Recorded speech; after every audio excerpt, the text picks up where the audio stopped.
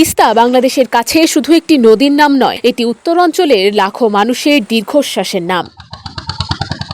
বছরের এক সময় পানির জন্য ফেটে চৌচির হয়ে যায় তিস্তার বুক, আর বর্ষা এলেই সেই নদী রূপ নেয় আতঙ্কে। এবারও তার ব্যতিক্রম হয়নি।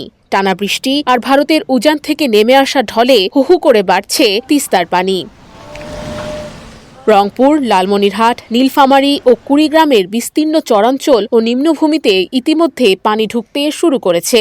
অনেক জায়গায় গ্রামীণ সড়ক ডুবে গেছে, তলিয়ে গেছে ধান, বাদাম, মরিচসহ বিভিন্ন ফসলের ক্ষেত।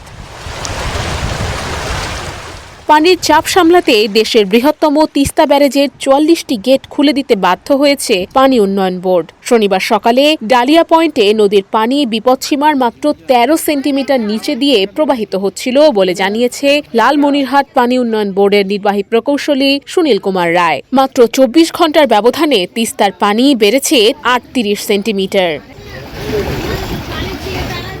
বন্যা পূর্বাভাস ও সতর্কীকরণ কেন্দ্র বলছে, আগামী ৭২ ঘন্টার মধ্যে তিস্তা, ধরলা ও দুধকুমার নদীর পানি আরও বাড়তে পারে। ফলে রংপুর, লালমনিরহাট, নীলফামারী ও কুড়িগ্রামে স্বল্পমেয়াদী বন্যা পরিস্থিতি তৈরি হওয়ার আশঙ্কা রয়েছে। এরই মধ্যে পানির তীব্র চাপে রংপুরের গঙ্গাচড়ায় দ্বিতীয় তিস্তা সেতু রক্ষা বাঁধে আবারও ভাঙন শুরু হয়েছে। এই ভাঙন অব্যাহত থাকলে ঝুঁকিতে পড়তে পারে দ্বিতীয় তিস্তা সেতু, রংপুর লালমনিরহাট আঞ্চলিক সড়ক এবং আশেপাশের প্রায় ১২০০ পরিবার। আবহাওয়াবিদদের পূর্বাভাস বলছে, আগামী কয়েকদিন রংপুর বিভাগ ও ভারতের উজানে ভারী থেকে অতি ভারী বৃষ্টি হতে পারে। ফলে তিস্তার পানি আরও বাড়ার আশঙ্কা উড়িয়ে দেওয়া যাচ্ছে না। নুসরাত অনন্যা, ডেস্ক রিপোর্ট, দৈনিক এদিন।